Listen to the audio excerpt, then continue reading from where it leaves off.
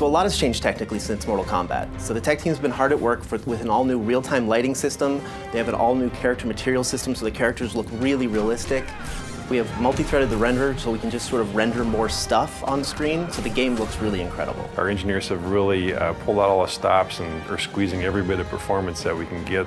In comic books, the characters are very bold and bright and graphic because you're dealing with hand-drawn imagery, whereas in our game we have the ability to render materials and a lot of details. So what we're trying to do is make these characters feel as if they've stepped off the page. You can see the leather and the metal and the rivets and all the things that make their costumes have dimension and weight in the real world.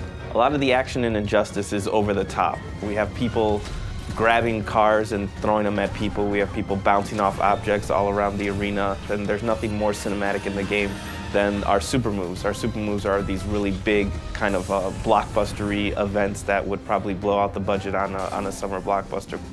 So our mantra for this game has always been, this is the big blockbuster summer movie that you've always wanted to see with superheroes. The environment choice in Injustice is just as important as the character choice. We have several interactable zones spread out among each one of the environments, and they're not cookie cutter, they're not placed in the exact same place for each environment. So depending on your style of gameplay, you're going to want to pick an environment that kind of eases towards your style of gameplay.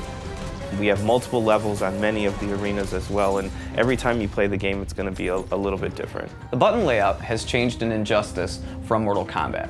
First, we got rid of the block button. You now hold back to block for all attacks. Also, 3 attack buttons, light, medium, and hard. So the additional button we call the character trait button, and that's a specific attack designed to showcase each character. So in the case of Nightwing, he uses the button to switch between his collie stance using collie sticks and his staff stance where he uses a staff, and there's completely different attacks.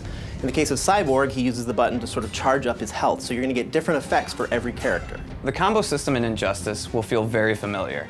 Instead of using a special move to start a combo, you actually will use your special moves to link combos. You can also cancel out of a combo to link into a level transition or into a pop-up.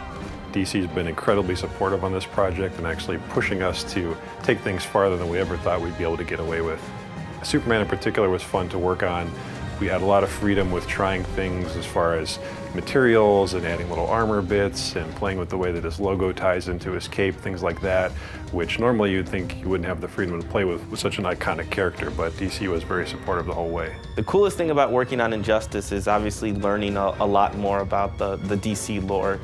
DC has such a wealth of information and such a wealth of knowledge about their characters that it's really fun to kind of pick the brain of working with them and figuring out what would make their characters fit in kind of the NetherRealm universe. You know, if Superman had to fight in a hand-to-hand fight, what would he do?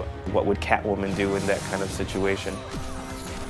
What excites me about working on Injustice is we get to play with superheroes. We get to make Superman, Batman, The Flash, Harley Quinn, characters that we've seen in cartoons and grown up with our entire lives. So to put fighting styles to each one of those characters and special moves has been really a privilege. Working on Injustice has been very exciting.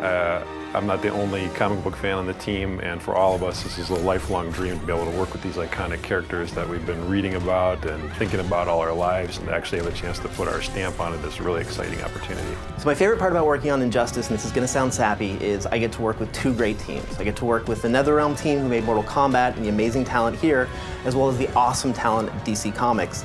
And sort of that marriage between 2 awesome teams is what really keeps me coming to work each day.